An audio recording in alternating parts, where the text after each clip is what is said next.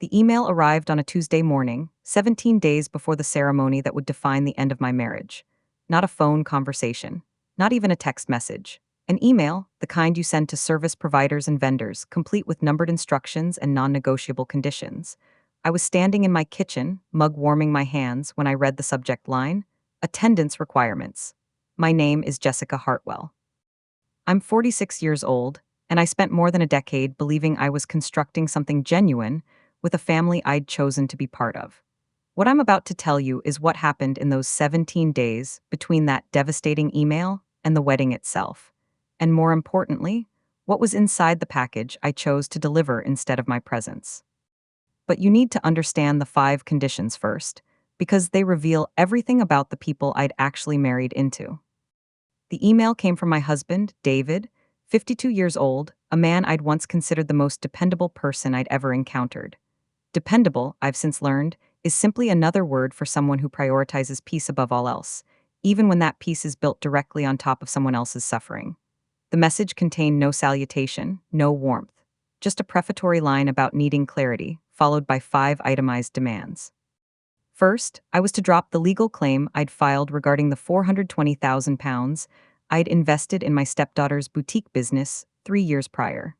Money that had simply vanished, along with the promised documentation of partial ownership that never materialized. Second, I was to sign a non-disclosure agreement binding me eternally to silence about our family's financial arrangements. Not a discussion, not a negotiation, permanent silence. Third, I was to transfer the deed to my lakeside property I'd purchased entirely with my own funds, 5 years before I'd even met David, into a newly established family trust designed ultimately to benefit my stepdaughter, Olivia. Fourth, I was to contribute an additional £40,000 toward wedding expenses, described in the message as a demonstration of family cohesion. Fifth, I was to stand publicly at the reception and apologize for the discord I'd supposedly created within the family unit. At the bottom, a single sentence that would haunt me: do all 5 or don't attend. I sat with that sentence for an extraordinarily long time. People often ask what I felt in that moment, assuming I must have been devastated, heartbroken perhaps. And yes, somewhere beneath everything else, there was heartbreak. But what dominated my emotional landscape was something else entirely: clarity. The kind of crystal clear understanding that arrives after years of deliberately looking away from something too uncomfortable to face directly. In that single moment, the entire architecture of my marriage became suddenly visible, stripped of all its justifications and rationalizations. I wasn't a wife, I was an asset, a resource to be extracted from, managed, and ultimately discarded once I'd been sufficiently depleted. I didn't weep. I want to be clear about that because it surprised even me. Instead, I opened my laptop and booked myself an entire week at an exclusive resort in Maui, the type of place where infinity pools merge seamlessly with the ocean, where private cabanas offer absolute privacy, where the spa smells of eucalyptus and discretion. I selected the exact dates of the wedding. Then I contacted a professional courier service, the sort that handles sensitive, important deliveries with absolute confidentiality. Over the following days, I began preparing something. Not an angry rebuttal, not a dramatic public confrontation disguised as a speech. Something far quieter, far more precise, and ultimately far more devastating than anything I could have said standing in a ballroom, surrounded by people I no longer trusted. I won't reveal everything inside it yet because sequence matters here. Context matters. But I'll tell you this: it wasn't expensive jewelry. It wasn't a financial contribution. It was something Olivia never anticipated anyone would actually document. Something David never imagined I possessed the strength to send. And when that wedding day finally arrived, I was 6,000 kilometers away, sitting beside an indifferent ocean, watching the proceedings through a live stream on my laptop, waiting to observe what would happen when 300 guests discovered precisely what kind of family they'd been celebrating. But to understand my actions, you must travel backward with me through time, back to the beginning, back to when I still believed that genuine love could compensate for nearly everything else. I encountered David at a charity gala in London, 12 years ago. I was 34, relatively newly divorced, cautious in the particular way that painful relationships teach you to be. He was different from previous men I'd dated. He possessed this attentive, deliberate manner of listening, as though whatever you were communicating held supreme importance in that moment. He recalled minor details from our earlier conversations, my preference for coffee with precisely one sugar, the name of my childhood pet. Looking backward now, I recognize that such attentiveness can function as its own elaborate performance. But at that time, it felt like genuine recognition, like being truly perceived for the first time in years. He had a daughter, Olivia, 15 when we met. She was the sort of quietly observant teenager you encounter in families that had experienced early loss.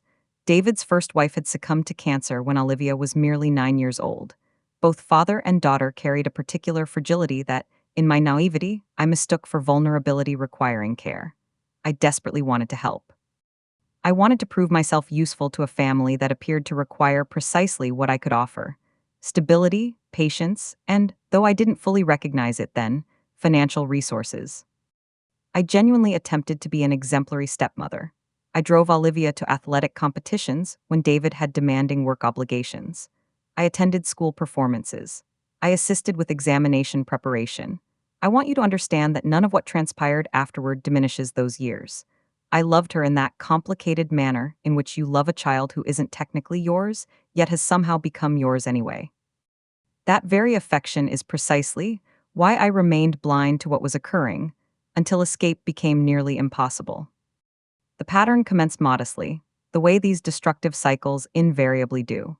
University tuition that David suggested we'd split equally, except my payment card mysteriously became the default when invoices arrived each semester. Initial accommodation during her second year required deposits and furnishings, because she simply needed modest assistance launching into independence. Credit card obligations, £11,000, seemingly materialized from nothing, that I cleared without substantial discussion, because David would regard me with that expression, simultaneously pleading and expectant, repeating the identical phrase every single time. She's only beginning. I accepted his narrative completely. Years passed while I accepted it. Each time Olivia made a monetary choice I privately questioned: an extravagant holiday marketed as professional networking, a motor vehicle she couldn't genuinely afford, romantic partnerships she financially sustained despite possessing employment she never actually fulfilled. I persuaded myself this represented familial obligation. You supported people during their vulnerabilities. That was fundamental to loving someone.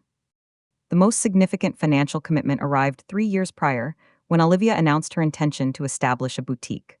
A curated clothing establishment in a fashionable neighborhood, exposed brick walls, hand-lettered signage, precisely the sort of enterprise I'd observed in design publications. Remarkably, she approached me directly, circumventing David entirely. I remember feeling touched by that choice. She positioned herself across my dining table with a business proposal reflecting genuine effort, and requested whether I'd consider providing capital. I inquired about ownership architecture. I considered myself adequately sophisticated regarding such matters. David participated in a conversation I can still recall with uncomfortable precision, assuring me I would receive formal documentation as a partial proprietor. He stated this would constitute a legitimate investment rather than a gift. He promised proper paperwork would follow. I transferred the initial amount within 7 days. Additional contributions continued over 8 months. The cumulative total reached £420,000. My retirement contributions decelerated. I accessed savings I'd accumulated across more than a decade.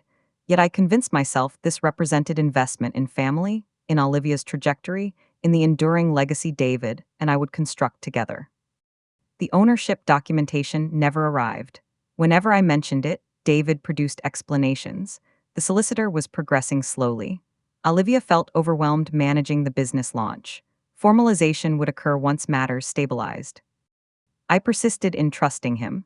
12 years of marriage erodes your capacity to notice when something fundamental has shifted into wrongness. Karen, my companion since university, someone perpetually willing to articulate uncomfortable truths, perceived the situation before I did. We were seated in a wine bar when I mentioned the most recent expense I'd covered for the boutique. She established her drink with particular deliberation and looked at me with an expression I'll never forget. Supporting family isn't equivalent to financing their entire existence, Jessica, she said gently. I dismissed her warning with laughter. I explained that she didn't understand blended family dynamics, that David and Olivia had experienced such substantial loss that this represented genuine love in families reconstructing themselves from tragedy. I disregarded her perspective entirely. Now I examine those financial records regularly, tracing precisely what I relinquished and how infrequently I demanded anything in return. Karen possessed accurate perception, but it required one additional year and one additional horrifying discovery before I comprehended her wisdom and acknowledged how thoroughly I'd dismantled my own future in exchange for household tranquility. 2 days after receiving David's email, I executed something I ought to have done years prior. I contacted an attorney. Not a family acquaintance who might soften uncomfortable truths to preserve relationships, but someone genuinely formidable, sharp, unsentimental, possessing zero motivation to maintain my marriage. Her name was Catherine Wells, recommended by a colleague navigating her own marital dissolution. I occupied a chair in her office on a Wednesday afternoon, carrying a comprehensive folder of documents I'd been deliberately avoiding, requesting clarity about what my husband was actually requesting I sign. Catherine reviewed everything twice: the trust documents, the confidentiality agreement, the proposed cabin deed transfer. I observed her professional composure gradually shift into something more concentrated, the attention of someone recognizing an unexpected pattern. She repositioned the papers across her desk and examined me intently before speaking. "Jessica, examine this trust language with extreme care," she stated, directing my attention to one specific document. "Do you grasp what you'd actually be consenting to?" I didn't, completely, anyway. That was precisely the design. The language was deliberately obtuse, constructed with legal terminology intended for skimming rather than genuine comprehension. Yet Catherine dissected it methodically, revealing something exponentially worse than 5 humiliating attendance conditions. Embedded within the trust documentation was language stating that my signature would permanently waive any future claims regarding my boutique investments. Additional clauses released both David and Olivia from all responsibility connected to the missing £420,000. A third section explicitly confirmed in writing that every single pound I'd ever provided this family represented voluntary generosity, never recoverable, never reclaimable, nothing beyond their obligation. I remained absolutely motionless while Catherine explained it. The office held that particular quality of profound silence, air conditioning humming, my heartbeat surprisingly audible in my own ears. This wasn't regarding a wedding. The wedding simply provided the emotional leverage, the pressure mechanism, the justification they required to make me permanently surrender my legal protections in exchange for attending a celebration. "They're not inviting you," Catherine said, her voice gentle yet absolutely certain. "They're purchasing your silence. The wedding is merely their mechanism." Something shifted in my chest when she articulated that. Not acute betrayal. I'd already been carrying that, but something colder, more resolute. I informed Catherine I wouldn't sign anything. Nothing whatsoever. I wouldn't surrender my legal standing. I wouldn't contribute supplementary funds. I certainly wouldn't stand publicly apologizing for creating discord when the only thing I'd generated was the monetary foundation sustaining this entire household for more than a decade. Catherine nodded unsurprised. Then she posed a question that fundamentally altered everything that followed. "Do you possess documentation?" Everything, every transfer, every communication, every commitment made regarding ownership. 12 years of marriage generates an extraordinary documentation trail when you conduct an actual examination. Over subsequent days, I abandoned emotional reactivity to that email and commenced methodical investigation instead. People frequently envision dramatic, tearful disintegration. That's not what transpired. What occurred was quieter, more methodical, and profoundly unsettling for everyone involved, myself included. I reopened ancient email accounts. I retrieved bank statements spanning a decade. I discovered original text communications where David had explicitly promised documented ownership would materialize. I located wire transfer confirmations for tuition, apartment deposits, credit card settlements. I recovered saved voicemails, David's voice reassuring me that paperwork would arrive, just requiring patience.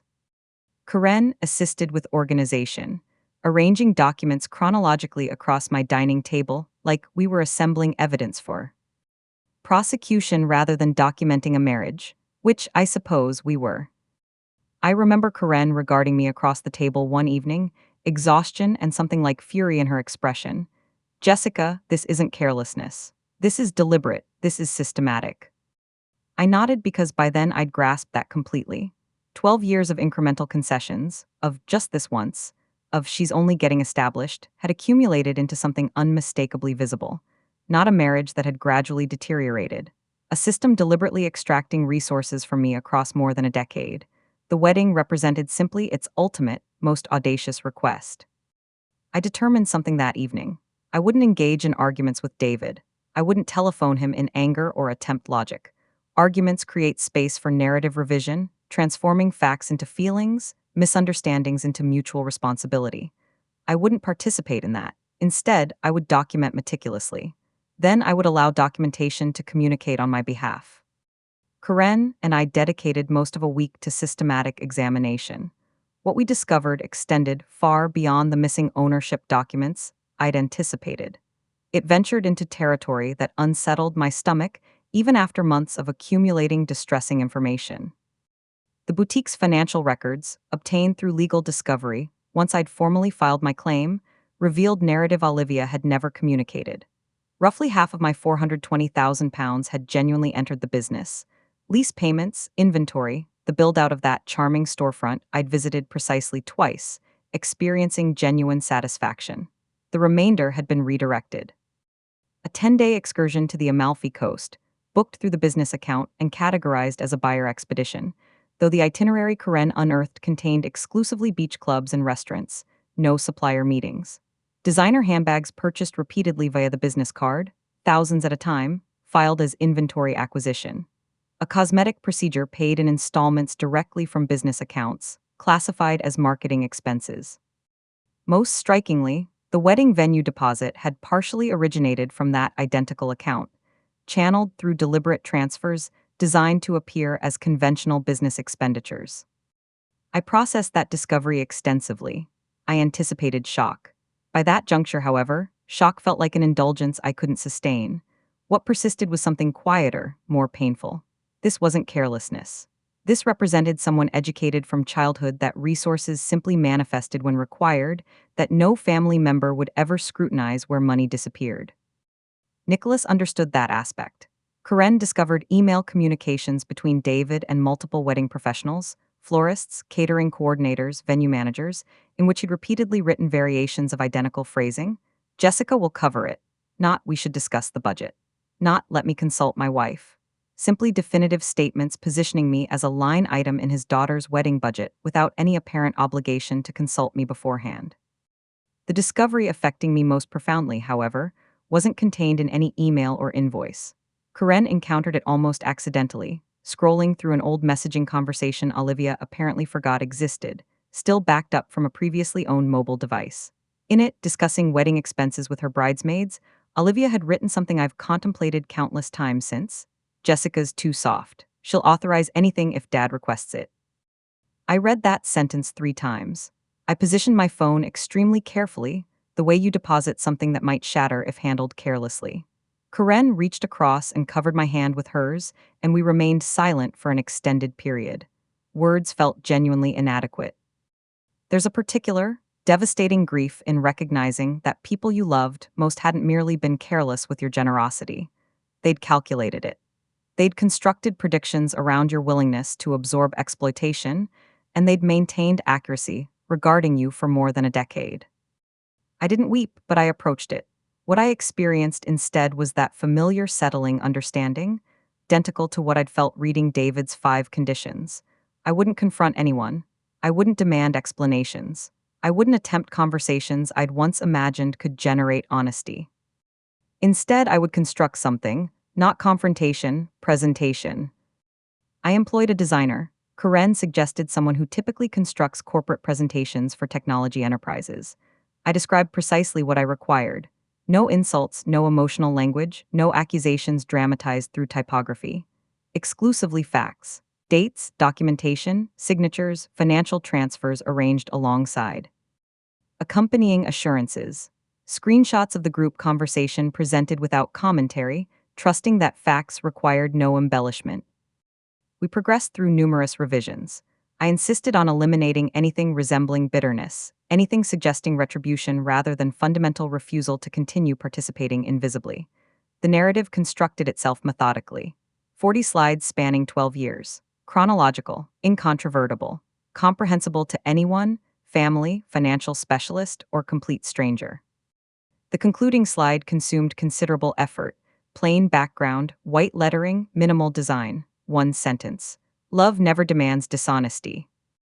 I contemplated that slide extensively.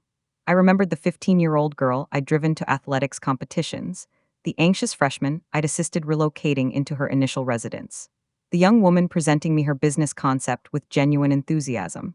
I considered how much of that girl might exist somewhere beneath everything I discovered, and how much responsibility actually belonged with the adults who'd educated her, that others perpetually absorbed her consequences. Yet comprehending dishonesty's origins doesn't legitimize it. I'd spent 12 years confusing empathy with obligatory continued exploitation.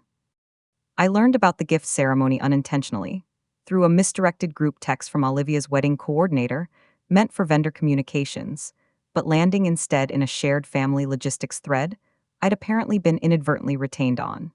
The message described a specialized family present moment scheduled for the reception, an elaborate tradition Olivia had encountered on a wedding preparation program.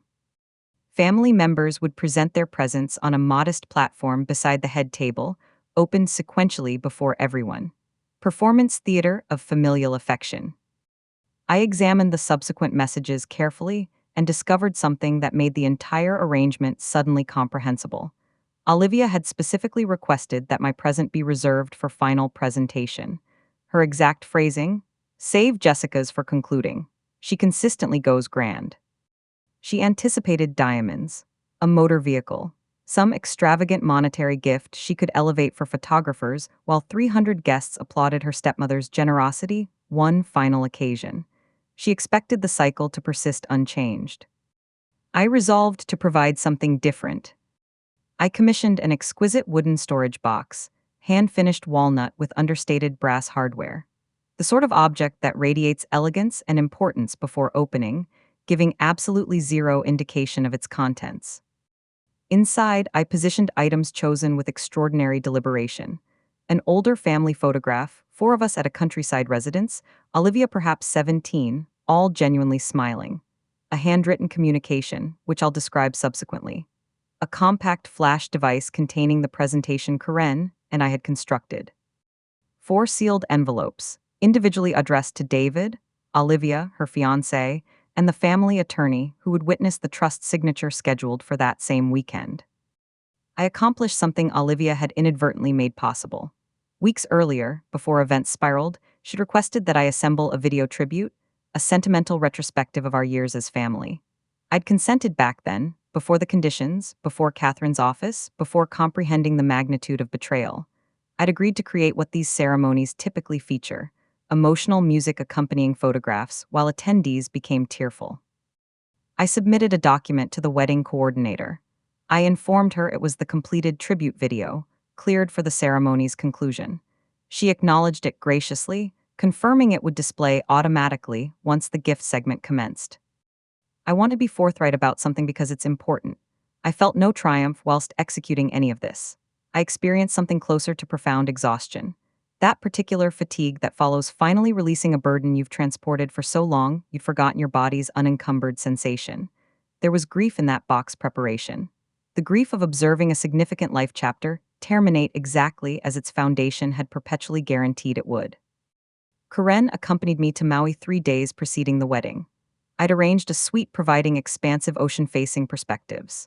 That first evening, we reclined outside with wine we barely consumed, observing sunset in that dramatic, theatrical Hawaiian fashion, orange and violet merging into the water like a painting. Karen gently inquired whether I possessed doubts. I communicated honestly. I wasn't reconsidering the presentation itself. I was grieving what the presentation signified. 12 years I couldn't recover. A family understanding I genuinely believed in, apparently naive. Are authentic in the manner I'd needed. Karen didn't attempt persuading me. She remained present while I processed that sorrow. 2 people quiet, ocean sounds substituting for conversation that would have felt inadequate anyway. The wedding morning, I woke early, prepared coffee on my balcony kitchenette, and deliberately didn't dress for a ceremony I had zero intention of attending. Instead, I accessed my laptop and confirmed the live stream connection, established by David's cousin for geographically distant relations, initially intended for an elderly relative in Florida requiring accessibility accommodations. I logged in anonymously, and I waited. Karen positioned herself beside me with her own beverage. The ocean stretched enormous and golden behind my screen, and we maintained relative silence. Nothing remained requiring articulation.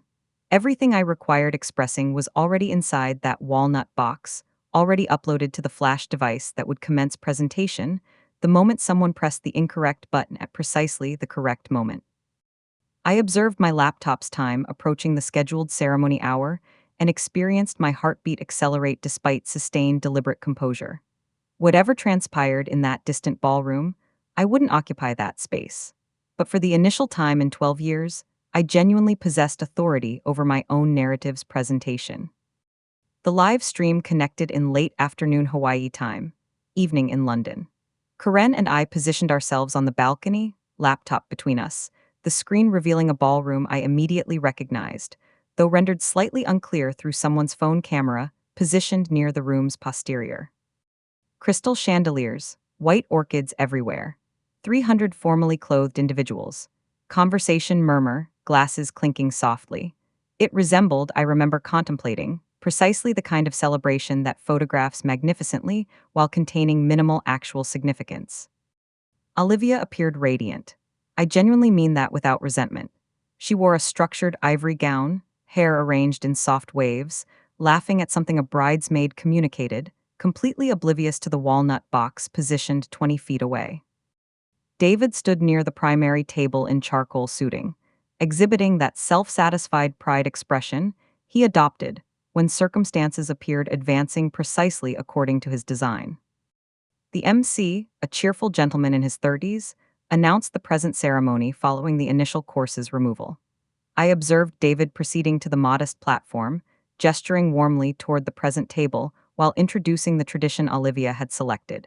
He referenced the family's historical generosity. Then, with what I can characterize exclusively as genuine satisfaction, he mentioned my designation. He communicated that I'd prepared something extraordinary and expressed genuine anticipation regarding the reception's response. Olivia progressed toward the present table, her recently married husband's arm connected through hers.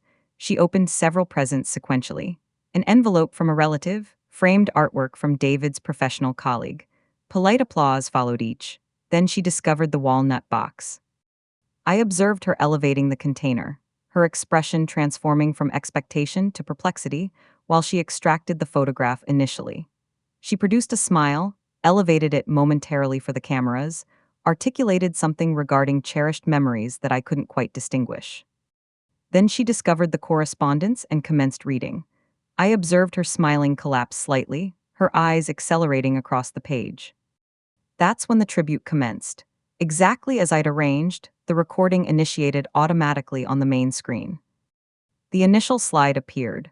Simple title: A Family Background and Documents. The room's ambient conversation diminished as attendees directed their attention toward the screen, anticipating emotional material, expecting the characteristic softness these presentations typically deliver. What displayed instead were investment records. Clean slides presenting the £420,000 I'd transferred into Olivia's enterprise, accompanied by the original text communication, where David had explicitly committed to documented ownership. Following slides contained the actual boutique financial records, the Amalfi Coast excursion, designer acquisitions, the cosmetic procedure, everything plainly identified beside its falsified categorization. Subsequently, the emails. Vendor after vendor receiving David's identical forward phrase, "Jessica will cover it." I heard the room's reaction through the live stream before completely processing what appeared on my own display. Murmuring escalated. Someone audibly gasped. Chairs repositioned as guests directed attention toward each other. Ethan, positioned beside Olivia, rotated to observe the screen, his expression transforming from confusion into something harder. Olivia's group communication appeared subsequently, white lettering against black background, unmistakable. Jessica's too soft. She'll authorize anything if Dad requests it. I observed Olivia's facial response when that text filled the screen behind her. She didn't reposition. She remained stationary, the box still held, as 300 individuals examined words she'd apparently forgotten ever documenting. Ethan articulated the question I imagined everyone contemplated. I detected it clearly through the microphone positioned somewhere nearby. Is this authentic? David shifted toward the projection apparatus almost immediately, attempting frantically to locate a laptop near the DJ station, clearly determined to terminate the presentation before subsequent slides appeared. I observed him gesturing urgently toward the wedding coordinator, a woman in black attire with a communication device who'd remained near the room's periphery throughout. Her reaction was calm, professional, and devastatingly straightforward. I could observe her articulating words even prior to the nearby microphone, capturing them with sufficient clarity for the stream's audio. Mrs. Hartwell personally authorized this presentation. Absolute silence followed. Physical, weighted silence. 300 individuals comprehending that the woman who'd apparently detonated this celebration wasn't even present. Olivia positioned the box down extremely deliberately, her hands noticeably unsteady, and for an extended moment she simply remained beneath the chandeliers in her ivory gown while the concluding slide displayed behind her. Love never demands dishonesty. I observed her reading it. I observed something within her posture diminish. Not theatrically, not movie-like dramatic collapse. Simply a small human deflation, someone realizing that everyone she valued most had witnessed truth materialize without her control. Karen gently decreased the volume, not eliminating it, merely lowering it, and neither of us communicated anything for an extended duration. The ocean continued its indifferent movement beyond us, while 6,000 kilometers away, a celebration I'd spent 12 years unknowingly financing concluded in absolute, comprehensive silence. The subsequent months brought fragments of information, through Catherine, through shared acquaintances, occasionally through Karen. Olivia's enterprise collapsed within 4 months when her business collaborator withdrew following exposure of the financial irregularities. Friendships dissolved quietly, the social dissolution occurring when individuals recognized they'd celebrated someone's purported generosity while she'd actively deceived her benefactor. David, confronting my legal claim with inadequately prepared representation, was ultimately compelled to liquidate property, including a vacation residence he'd particularly treasured, to settle his obligations. Through court-facilitated mediation, I recovered substantial portions of my initial investment. Not everything, but sufficient to feel my record had been appropriately restored. David reached out repeatedly during subsequent months. Text communications initially, progressively longer written messages, ultimately a formal request through Catherine's office requesting whether I'd consent to in-person conversation. I consented eventually, though not anticipating reconciliation. I sought closure through hearing directly what he required expressing rather than through intermediaries and correspondence. We encountered at a quiet cafe, neutral territory unfamiliar to us both. He appeared older than I remembered, though only several months had elapsed, exhausted in a manner suggesting the preceding year had imposed costs exceeding financial. His apology, characteristically, reframed matters carefully, discussing maintaining tranquility and safeguarding family, rather than naming the 12-year systematic exploitation he'd permitted and encouraged. I genuinely believed maintaining peace mattered most, he communicated, rotating his coffee cup without consuming its contents. I recollect that moment with painful clarity. Afternoon illumination through the window behind him, ordinary cafe ambience, indifferent to the marriage's termination, occurring in real time. I'd abandoned fury by that juncture, which astonished me. What I felt was settled comprehension regarding something I hadn't completely articulated until expressing it aloud. Peace constructed on someone's systematic sacrifice isn't peace. It's exploitation with enhanced decorum. He possessed no response to that. We concluded our beverages predominantly in silence, and I've not communicated with him subsequently beyond attorney-managed requirements. 12 months to the day following that interrupted wedding, I discovered myself on that identical Maui beach. Solitary this instance, Karen having departed several days prior for her own obligations. I perambulated the shoreline as illumination commenced its characteristic descent, water warming my legs, contemplating the woman I'd been 12 years prior. Someone who'd believed love represented surrendering yourself until it generated pain, and designating that pain devotion. I don't subscribe to that comprehension anymore. I've grasped, gradually and expensively, that love requiring your erasure isn't love.